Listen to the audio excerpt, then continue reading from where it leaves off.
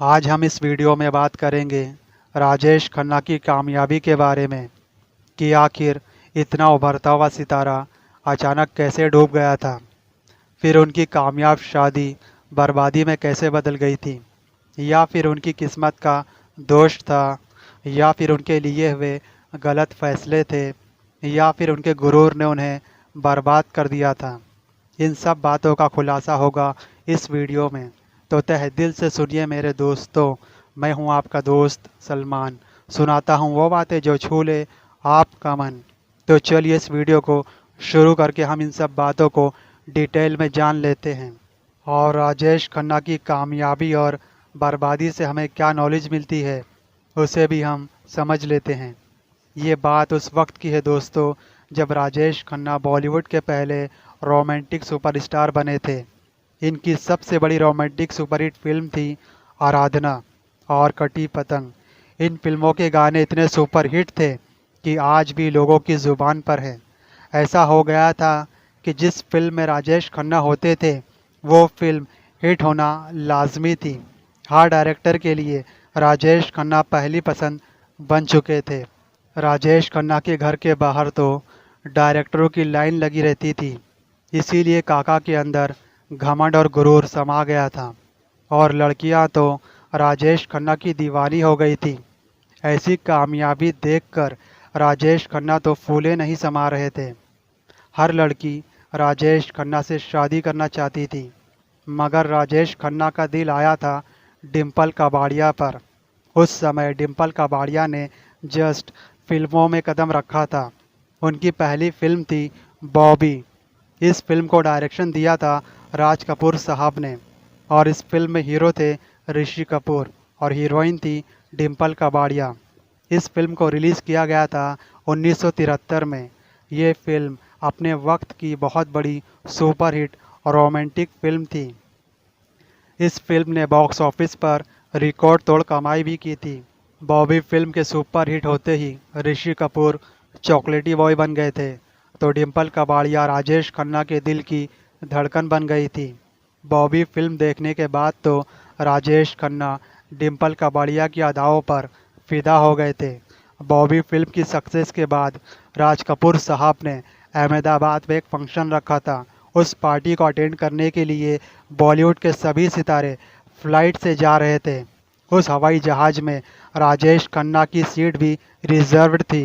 काका के बाजू वाली seat by chance Dimple Kabadia को मिली थी। डिम्पल ने जब राजेश को देखा तो उनकी खुशी की इंतहा बाकी न रही। उन्हें यकीन ही नहीं हो रहा था कि बॉलीवुड का रोमांटिक स्टार उनके साथ ही बैठा हुआ है। फिर दोनों एक दूसरे को अपना इंट्रोडक्शन देकर दोस्ती का इजहार किया। फिर पार्टी के दौरान डिम्पल कबाड़िया और राजेश खन्ना की दोस्ती हो गई थी। दोनों ने एक दूसरे के साथ अपना नंबर शेयर करके एक दूसरे के कांटेक्ट में आ गए थे। फिर एक दिन दोनों जुहू बीच पर घूमने के लिए गए थे। वहां पर मौका पाते ही राजेश खन्ना ने डिम्पल कबाड़िया को शादी का प्रपोज़ल दे दिया था। डिम्पल कबाड़िया ने भी उस प्रपोज़ल को एक्सेप्ट कर लिया था, क्योंकि राजेश खन्ना से उस दौर में हर एक लड़की शादी करना चाहती थी और डिम्पल कबाड़िया ऐसे गोल्डन चांस को गंवाना नहीं चाहती थी। फिर 1973 में ही डिम्पल कबाड़िया और राजेश खन्ना की शादी हो गई थी। काका की शादी होते ही लाखों लड़कियों का दिल टूट गया था। यहाँ पर एक रोमांटिक शेर तो ज़रूर बनता है दोस्तों। तो चलिए इरशाद फरमाते हैं, हर हसीना काका की दीवानी थी तो राजेश डिम्पल के दीवाने थे। हर हसीना काका की दीवानी थी तो राजेश डिम्पल के दीवाने थे। टूट गया था लाखों लड़कियों का दिल, टूट गया था लाखों लड़कियों का दिल, जब थामा था काका ने डिम्पल का दिल। अब यहाँ से शुरू हुआ था राजेश खन्ना की बर्बादी का सफ़र। बहुत ही दिलचस्प बातें और कुछ सीखने लायक बताने जा रहा हूँ मैं, तो ध्यान से सुनिएगा। राजेश खन्ना डायरेक्टर से ज़्यादा अपनी चलाने लगे थे। अगर वो कह देते थे कि इस फिल्म के सीन को चेंज करना है तो चेंज करना है, किसी एक्टर का या एक्ट्रेस का रोल काटना है तो समझ लो काटना है। फिल्म की एडिटिंग में ज़रा भी डाउट होता था तो उसे वो बदलवा देते थे और शूटिंग पर लेट पहुंचना उनकी आदत सी हो गई थी। फिर सन 1973 में ही उनकी एक फ़िल्म रिलीज़ हुई थी जिस फिल्म का नाम था नमक हराम। इस फिल्म में राजेश खन्ना के साथ थे अमिताभ बच्चन। ये फिल्म अपने वक्त की सुपरहिट फिल्म थी, मगर इस फिल्म में पब्लिक ने राजेश खन्ना से ज़्यादा अमिताभ बच्चन के एंग्री किरदार को पसंद किया था।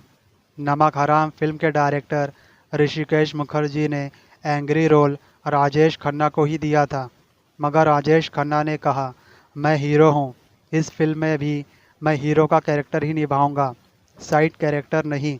फिर नमक हराम फिल्म के बाद राजेश खन्ना का मार्केट डाउन हो गया था। बस इसी फिल्म के बाद राजेश खन्ना की ज़िंदगी के दिन टेंशन में चलने लगे थे, मगर राजेश खन्ना ने 1974 में एक एक्शन फिल्म की थी जिसका नाम था रोटी। ये फिल्म अपने वक्त की बहुत बड़ी सुपरहिट फिल्म थी।